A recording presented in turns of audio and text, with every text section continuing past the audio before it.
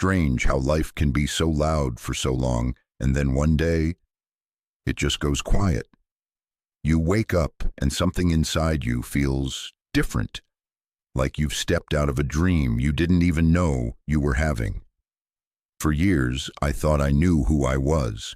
I chased goals, worked hard, built a life that looked right from the outside. But somewhere between all the noise of ambition and the endless list of things to achieve, I lost track of something. Myself, maybe. Or the part of me that once felt alive just for being, not for doing.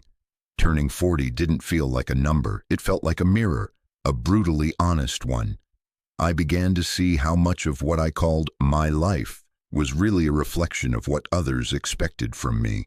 The job I worked so hard for, the house that looked impressive, even the way I spoke, all of it carried this quiet weight of performance. I had been playing a role for so long that I forgot what it felt like to just be. And then, out of nowhere, this emptiness crept in. It wasn't sadness, not really. More like a quiet question that kept whispering, "Is this it?" At first, I tried to outrun it. I filled my calendar, took on new projects, even tried to convince myself that this was just a phase, maybe a midlife thing or a lack of gratitude. But the more I ignored it, the louder it became. I realized it wasn't a phase. It was a call. Something deep within me wanted to be heard, to be known. And the hardest part was, I didn't know how to listen. You know, there's a kind of loneliness that doesn't come from being alone. It's the loneliness of living disconnected from your own soul. You can be surrounded by people, loved even, but still feel this hollow ache inside, as if some essential part of you has been left behind somewhere along the way. I began to notice it everywhere, in the way I'd come home and sit in silence long after everyone went to bed, in how I'd look at old photos and wonder where that spark in my eyes went, in how I could be busy all day, yet feel like I hadn't really lived a single moment. And that's when the questions started, the real ones, not the kind that you answer quickly and move on, but the kind that make you stop breathing for a second. Who am I without my achievements? What would my life look like if I stopped pretending to have it all together? What if everything I've built was never really mine, just a story I agreed to play out? Those questions scared me, because they threatened to undo everything I thought I was, but they also made me feel strangely alive, like I was waking up after years of sleepwalking. I remember one night sitting alone in the living room, lights off, just the hum of the fridge in the background. I whispered to myself, I don't know who I am anymore. And instead of panic, what I felt was relief. Finally, I had stopped lying to myself. There was no mask left to hold up, just me, raw, uncertain, a little broken, but honest for the first time in decades. That night, I didn't make any grand promises to change my life. I just decided to stop pretending, to sit with myself, however uncomfortable it was, and listen. It's funny how silence can become a teacher. When you stop filling every moment with noise, something deeper begins to speak. It doesn't shout. It whispers. At first, I heard nothing, just the dull hum of my thoughts spinning, but with time, I started to feel a pulse, a kind of quiet knowing that maybe beneath all the layers of who I was supposed to be, there was still someone real. Someone who once laughed easily, loved deeply, and didn't need to prove anything. The process wasn't pretty.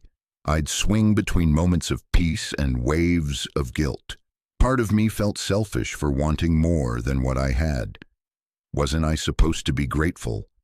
But gratitude, I realized, doesn't mean pretending you're fulfilled. It means honoring the truth, even when it's inconvenient. And the truth was, I had spent most of my life trying to earn a sense of worth that was never supposed to be earned. It was always supposed to be remembered. So I started small. I began journaling again, not to analyze or fix myself, but to just write. Messy, unfiltered thoughts, fears, memories. I took long walks without headphones, just letting my mind wander. I sat with old regrets, not to drown in them, but to finally face the parts of me I had abandoned, and slowly something shifted. The emptiness didn't disappear, it softened. It became less of a void and more of a doorway. I started to see that what I was feeling wasn't the end of something, it was the beginning. The death of an identity I had outgrown. I was being called inward to meet myself beyond all the labels and roles. It was terrifying, yes, but also liberating. For the first time, I wasn't trying to impress anyone, not even myself. I just wanted to be real, to find a way of living that felt honest, not perfect. People talk about midlife like it's a crisis, but I think it's more like a birth. Painful, messy, confusing, but necessary. It's when the false walls start to crumble, and what's left is raw truth. You learn that life isn't asking you to be more. It's asking you to be less. Less armored. Less performative. Less afraid of being seen for who you really are. Maybe that's what Jung meant when he said life begins at 40, not because it's when things finally come together, but because it's when they start to fall apart in the best possible way. Because only when the old structures break do you realize there was never anything to prove. You just needed to remember the person you were before the world told you who to be. That realization doesn't come all at once. It arrives slowly, like dawn after a long night. And even now, I'm still learning to listen to that quiet voice inside, the one that says, "Stop running, just be here." It's strange how something so simple can feel so hard, but maybe that's the point. Life doesn't begin when everything is figured out. It begins the moment you have the courage to ask yourself, who am I really? There's a moment somewhere in your mid-40s when reflection becomes impossible to avoid. You look back and realize that half of your life has already unfolded. Some of it beautiful, some of it wasted, some of it simply forgotten in the rush. You begin to measure things differently, not in years or achievements, but in honesty, in how often you lied to yourself just to feel safe, in how many dreams you quietly buried under the word responsibility. It's not that you're ungrateful. You still love your family, your friends, your work, but there's a quiet dissonance that hums beneath it all. Like a song slightly out of tune. You start asking yourself questions you once avoided because you were too busy or too scared to answer. Is this really what I wanted, or just what was expected of me? And when you finally let those questions surface, they burn. They tear through the comfortable illusions you've built. For a while, I tried to fix it by rearranging the furniture of my life. Changing jobs, traveling, trying new hobbies, as if meaning could be found in novelty. But after the initial excitement faded, I realized I was doing the same thing I always did, distracting myself from the silence inside. The truth was simpler and crueler. I had spent years constructing an identity built on external validation, and now I didn't believe in it anymore. There's this part of aging that nobody warns you about, the mourning of old selves, the ambitious, unstoppable version of you that believed anything was possible starts to fade. In its place comes someone quieter, more aware, maybe wiser, but also more fragile. I remember standing in front of the mirror one morning and not recognizing the person staring back. Not because of wrinkles or gray hair, but because I could see through the mask. The smile looked rehearsed. The confidence felt borrowed. And that's when regret starts whispering. It doesn't scream, it seeps in. Little thoughts like, I should have spent more time with my kids. I should have taken that chance. I should have been braver. You start tallying your should-haves until they feel like a weight pressing on your chest. But what hurts most isn't the missed opportunities. It's the realization that you lived so much of your life trying to be good, successful, admirable, and in doing so, you forgot to be you. That's when the real work begins, the inner excavation. You dig through the debris of your own life and start finding forgotten fragments of who you once were, pieces you left behind to fit in, to be accepted, to survive. The part of you that used to dream wildly, the one that loved without calculation, the one that wasn't afraid to look foolish. You meet these ghosts of yourself, and they don't accuse you. They just ask to be remembered. Facing them isn't easy. There's shame and sometimes grief, but there's also tenderness. You realize how hard you tried, how much you carried, how often you put yourself last. You start forgiving yourself for not knowing better, for mistaking approval for love, for thinking your worth depended on being useful or impressive.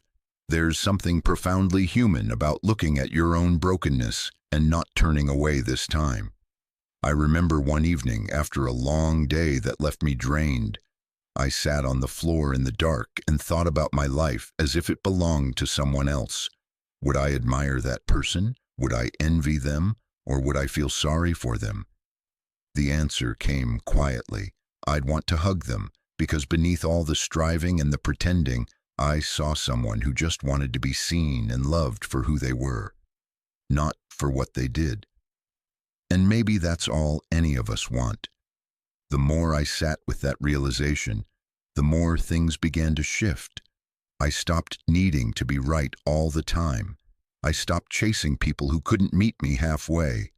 I started saying no more often, not out of rebellion, but out of self-respect. It was like pruning a tree, painful at first, but necessary for new growth. And in that pruning, something unexpected happened. Honesty started to feel like peace. I began to see that the crisis wasn't a punishment. It was an initiation. Life was asking me to stop living by borrowed values and start defining my own. It wasn't about throwing everything away, but about choosing what truly mattered. There's a deep kind of courage required to face your own life without excuses, to admit that some of what you built was never meant for you, to forgive yourself for chasing what you thought would make you happy. I learned that you can't heal what you refuse to see.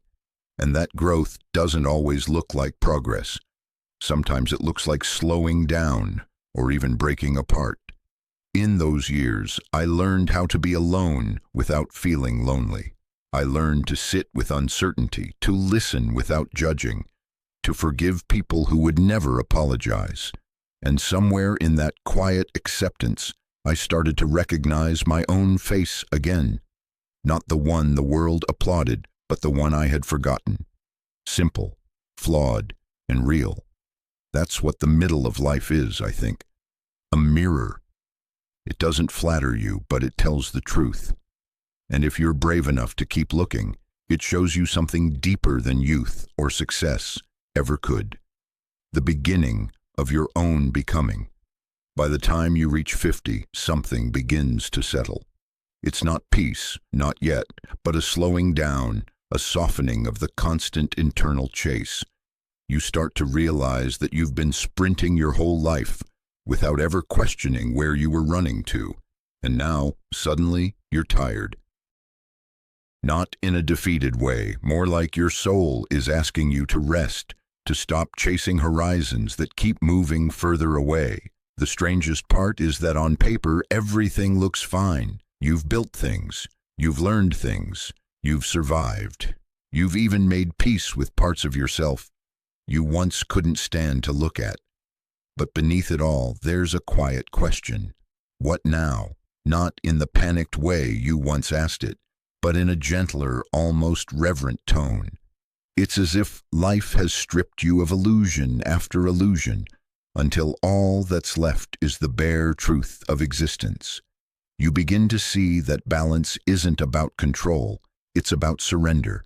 You can't manage life into perfection, can't plan your way out of uncertainty. You start letting go of the smaller wars, the need to be understood, the need to be admired, the need to always feel important. The world feels less like a battlefield and more like a home you've been avoiding because you were too busy trying to conquer it. Something inside you whispers, "Slow down." So you do. You notice the warmth of the morning light against the window. You hear the sound of your own breathing. You drink your coffee without scrolling through anything. And these tiny, ordinary moments start to feel sacred.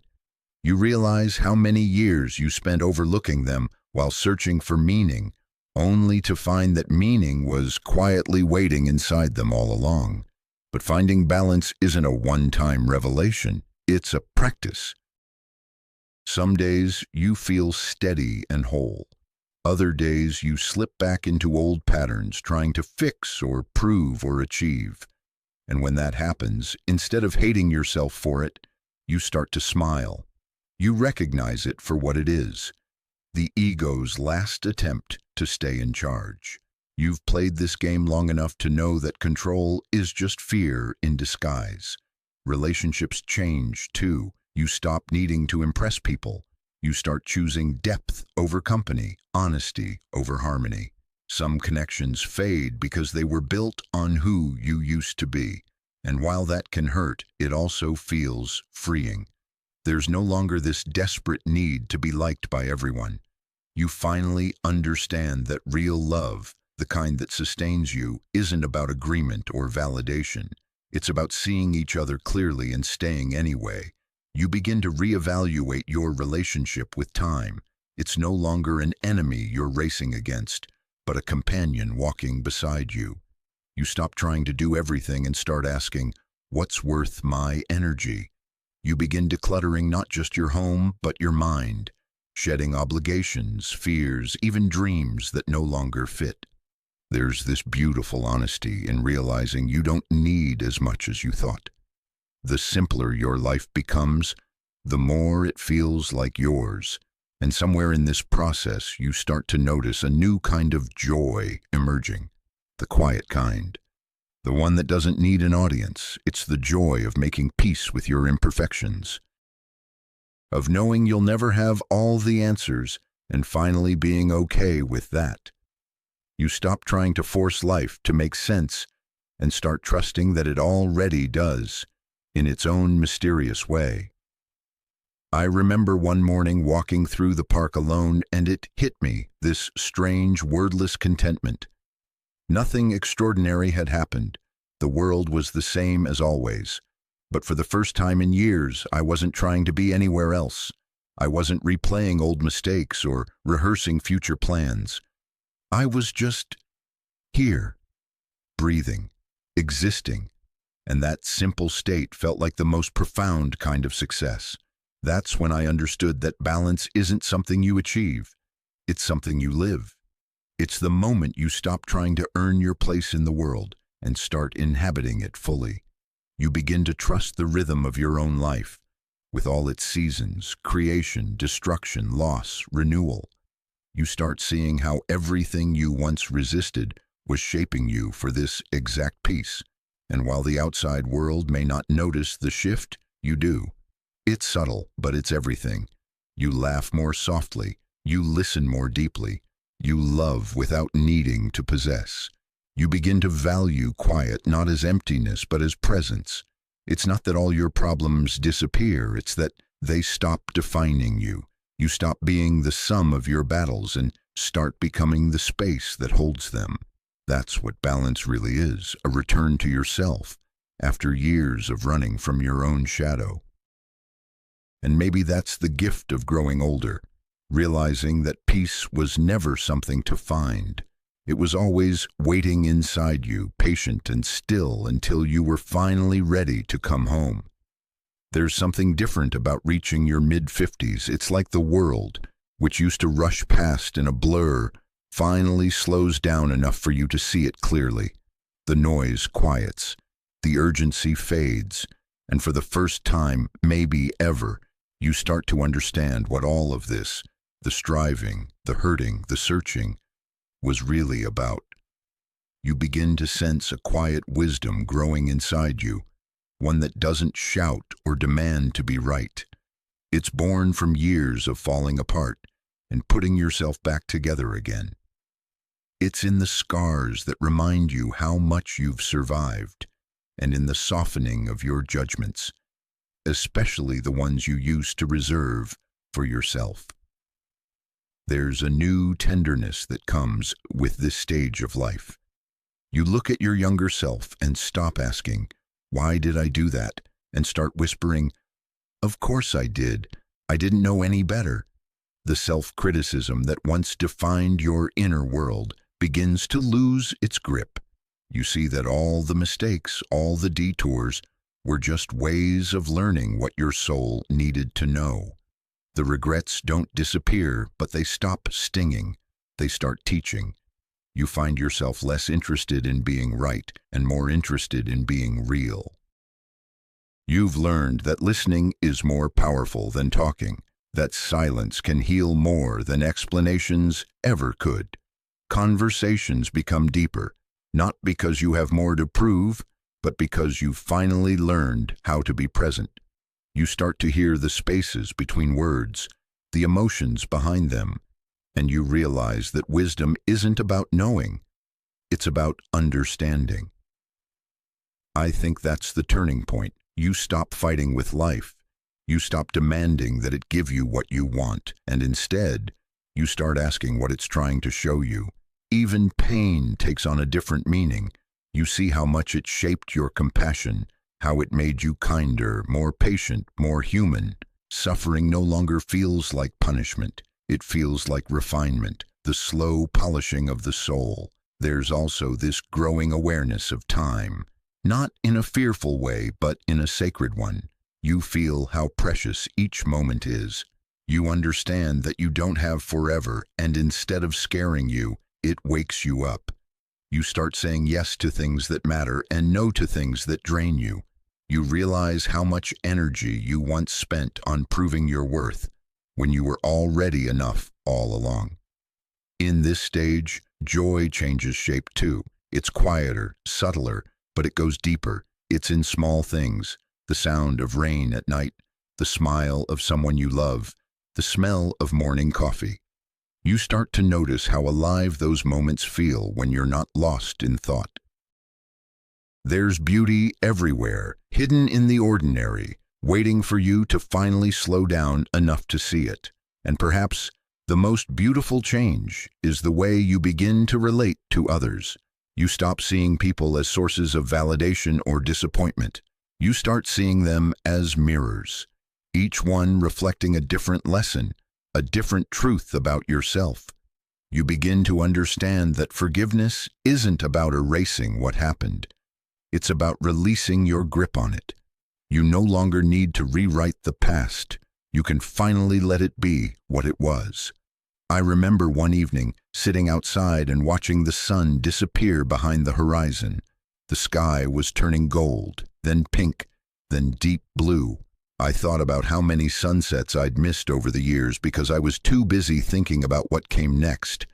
But now, watching that slow descent, I didn't feel the usual tug of nostalgia or the fear of endings. I just felt awe, the kind that makes you realize how brief and beautiful this life really is. That's what wisdom feels like, not certainty, but awe, the understanding that you don't need to have it all figured out, that not knowing is its own kind of grace. You stop needing to control everything because you've seen enough of life to trust that things unfold the way they must. There's an acceptance that settles deep in your bones, an acceptance not of resignation, but of peace. And maybe that's the real lesson of these years. Life was never meant to be mastered. It was meant to be experienced. You learn that happiness isn't a destination. It's the quiet appreciation of where you already are. You realize that the purpose of it all, the successes, the failures, the heartbreaks, was to bring you here, to this gentle stillness, where you can finally hear your own heart beating and whisper back, "I'm home." By the time you reach your 60s, Something inside you has shifted so profoundly that it's hard to explain it to anyone who hasn't lived it. The fight is gone. Not in a defeated sense, but in a liberated one. You no longer need to prove yourself to anyone, not even to that old voice in your head that used to measure your worth in achievements. What a strange kind of peace it is to finally stop striving. It's not that you've stopped caring about life. Quite the opposite. You care more deeply now, but differently. You care about truth, about presence, about love. Not the kind that demands or clings, but the kind that simply is.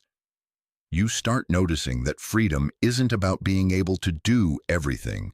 It's about no longer being enslaved by the need to. I think that's what acceptance really means. Not passivity, but release. You no longer need the world to be a certain way for you to be okay. You stop arguing with reality. You stop trying to edit what already is. There's a wisdom that comes when you finally understand that control was always an illusion, that life was never something to master, only something to surrender to. The things that used to torment you, regrets, judgments, worries, begin to lose their edge. You still remember them, but they no longer define you. They become like old photographs, reminders of who you were, not of who you are. You learn to hold your past gently, like a story that once mattered deeply, but no longer hurts to touch. There's something about growing older that makes you softer, not weaker. The world becomes quieter, and in that quiet, you begin to hear life itself speaking. Sometimes it's in the sound of the wind, sometimes in the laughter of your grandchildren, sometimes in the silence between words. Everything becomes a teacher. You begin to understand that beauty was never in the things themselves, but in your ability to notice them. You wake up and feel grateful just to still be here, not because every day is easy, but because you finally know how fragile and miraculous it all is. You find joy in the smallest things, a bird landing on the windowsill, the way sunlight touches the floor, the taste of your morning tea. You begin to see the divine in the ordinary, and that realization fills you with a kind of quiet awe. Relationships, too, change shape. You no longer chase closeness. You allow it.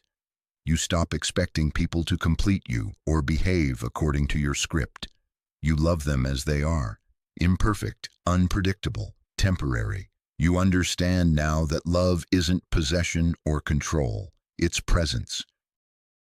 It's the act of witnessing someone's soul and letting them be free. And that same grace you extend to others, you finally start extending to yourself. Aging, which once seemed like something to fear, becomes something sacred. You realize that every wrinkle is a story, every scar a map of where you've been. The body slows, but the spirit feels lighter. You no longer cling to the idea of youth as the peak of life, because you've discovered something deeper, a richness that only time can give. The beauty of youth was in possibility. The beauty of age is in understanding. You also stop taking time for granted. You don't waste energy on what doesn't matter. You've learned that peace is expensive. It costs you your pride, your ego, your insistence on being right, and you're happy to pay it. You find yourself forgiving things you once thought unforgivable. You realize how little any of it matters compared to the peace of an unburdened heart. I remember one day, standing by the window as rain began to fall. I just watched it, drop after drop sliding down the glass. In that simple moment, I felt something wordless and profound. Not happiness, exactly. Not sadness, either. Just a deep acceptance of what is. The rain fell, the world turned, and I was part of it, no longer trying to change the rhythm, just breathing with it. That's when I understood what freedom really feels like. It's not about escaping life, it's about merging with it. It's when you stop dividing the world into good and bad, success and failure, right and wrong, and start seeing it as one vast, imperfect, beautiful flow. And the most beautiful part? You start to realize that this peace was always waiting for you. All those years you spent chasing purpose and certainty, all the times you tried to fix yourself, it was never about becoming someone else. It was always about coming home to yourself. Maybe that's the quiet secret of aging gracefully. It's not about holding on, it's about letting go. Letting go of control, of resentment, of who you thought you needed to be. And in that release, you discover something you'd been searching for all along. Not happiness, not success, but a profound, unshakable peace that whispers, "You are enough. You always were." At 65, the world feels different, not smaller, but deeper. You begin to live in slower rhythms, and those rhythms start to feel sacred. You no longer chase meaning as if it's hidden somewhere in the distance. Meaning lives here now, in the quiet pulse of an ordinary morning, in the sound of your breath when you first wake up, in the faces of people you love. Something inside you has softened beyond recognition. Where once there was striving, there's now a tenderness. Where once there was self-doubt, there's gentle forgiveness. You no longer carry the weight of needing to become someone. You've learned that being is enough. It's strange. The older you get, the more alive everything feels. Even pain, even endings. You start to see that they're not enemies, but teachers. You spend more time in silence, but it's not loneliness. It's spaciousness, the kind that allows you to actually feel life instead of thinking about it. The kind that lets you taste the sweetness in small things. The way sunlight spills across the table. The warmth of a cup of tea between your hands. The faint laughter of children outside. These moments are no longer fleeting. They are everything. You begin to understand compassion in a way you couldn't when you were younger. It's not pity, not sympathy. It's kinship. You look at others and see yourself in them. Their fears, their mistakes, their longings. You can't hold grudges anymore. They take too much energy, and you've learned that peace is a better use of your strength. You stop judging, not because you've become indifferent, but because you've finally understood that everyone is just trying to find their way home. I think this is when life begins to feel whole again, when you no longer divide it into good and bad, success and failure, youth and age. You start to see it as one continuous, luminous thread. Everything you've lived through, the heartbreaks, the triumphs, the years of confusion, it all weaves together into a single, breathtaking tapestry. You see how each experience, even the painful ones, was quietly preparing you for this peace. There's something sacred about the quiet joys that fill your days now. You find yourself talking less and listening more, not because you've run out of things to say, but because you've realized how much beauty lives in silence. You read slower, you eat slower, you walk slower. Time is no longer something to manage, it's something to savor. Every breath feels like a small prayer of gratitude. Sometimes you sit and watch the world, the trees moving with the wind, the way the sky shifts from gold to violet at dusk, and you feel this overwhelming sense of awe. Not the kind that demands answers, but the kind that simply bows to the mystery. You realize that life doesn't need to make sense to be beautiful. It just is, and in that realization, you become softer still. The people you once envied, you now wish peace for. The ones who hurt you, you silently thank, because they shaped your heart in ways comfort never could. You see that forgiveness isn't something you give. It's something that frees you. I remember sitting by the window one evening, watching the first snowfall of the year. The air was still, the world wrapped in white. I thought about everything that had happened, all the people I'd loved, all the versions of myself I'd been, and for the first time I didn't feel the need to make sense of it. I just felt gratitude. Every mistake, every detour, every tear, they all led here to this moment of simple, radiant being. There's a kind of wealth that doesn't show in your bank account or on your resume. It lives in your heart, in the softness of your eyes, in the patience in your voice, in your ability to find beauty in things others overlook. That's the richness of this stage of life. You don't need to have more. You finally understand that having less can mean seeing more. You stop asking, "What's next?" and start whispering, "Thank you. Thank you for the lessons. Thank you for the love. Thank you for this breath, this day, this quiet miracle of being alive." And as you sit there, feeling the world breathe with you, you realize something profound, that peace was never something to chase, or earn, or deserve. It was always there, waiting patiently beneath all the noise. All it ever asked was for you to slow down enough to feel it. That's the hidden grace of growing older, discovering that the meaning of life isn't hidden in the future. It's here, in this ordinary, fleeting moment, and in the heart that has finally learned how to stay. At 70, the air feels lighter somehow. The edges of life that once seemed sharp and urgent have softened into something vast and gentle. There's no longer a sense of climbing or striving. You've reached a quiet clearing where everything finally makes sense without needing to. You find yourself looking back, but not to measure or regret, just to see the story as a whole. And what once felt fragmented and chaotic now feels like a perfect mosaic.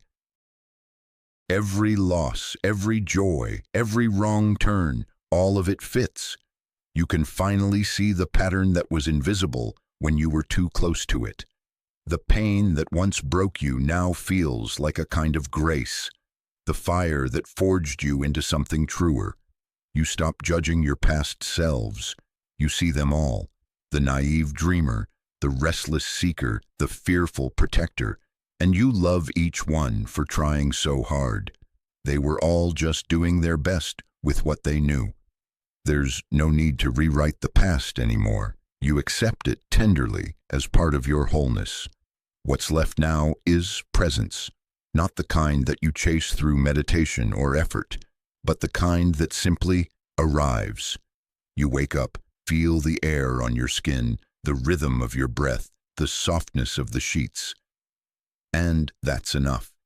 You realize that this is what you were searching for all along, not success, not enlightenment, but the simple miracle of being alive and at peace with it. Loneliness changes too. It's no longer something to escape, but a companion, a quiet space where you meet yourself in full. You start to understand that solitude isn't emptiness, it's fullness without distraction. It's where you can feel the heartbeat of life itself, steady and infinite. There's also a tenderness that deepens toward others. You no longer try to fix people or convince them of anything. You just love them. For their confusion, their beauty, their humanness. You see yourself in everyone.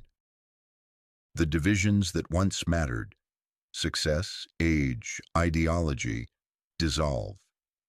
What's left is shared fragility, shared wonder, shared belonging. Even the thought of death begins to feel different. It's not a wall anymore. It's a doorway. A continuation of the same mystery that has always carried you. You don't fear it because you understand now that nothing truly ends. Everything transforms. You've watched enough seasons change, enough people come and go to know that life is made of cycles, not conclusions. Death is just another turning of the page, and you've made peace with that. Sometimes you sit outside at dusk, feeling the cool air wrap around you, and it hits you, not as a thought, but as a knowing that you are part of everything, the trees, the stars, the wind, the passing of time. It's all one movement, one great breath, and you are within it. You've always been within it. The separateness you once felt was just a trick of the mind. You stopped trying to hold on to anything, not youth, not identity, not even life itself. Letting go no longer feels like loss. It feels like coming home. You start to see how even endings carry a kind of beauty, how they give shape to everything that came before. The sunsets, the goodbyes, the last words, They all shimmer with sacredness. One night you might wake up and lie there in the dark, listening to the quiet hum of the world. You realize that you're not thinking about what could have been or what might still come. You're simply there, breathing, part of the great stillness. And for the first time, you feel completely free, not because everything turned out as planned, but because you've released the need for it to. That's when you understand what all those years were teaching you, that life was never about achievement, but about integration. To live fully meant to embrace all of it, the joy, the grief, the mess, the grace, until nothing was left outside the circle of love. And now, at the threshold of what comes next, you don't need to search anymore. You've seen enough to know that life isn't something you figure out. It's something you trust. You feel that trust in your bones now, deep and steady. And as you sit in that vast, peaceful knowing, something within you whispers, you made it. Not because you conquered life, but because you finally became one with it.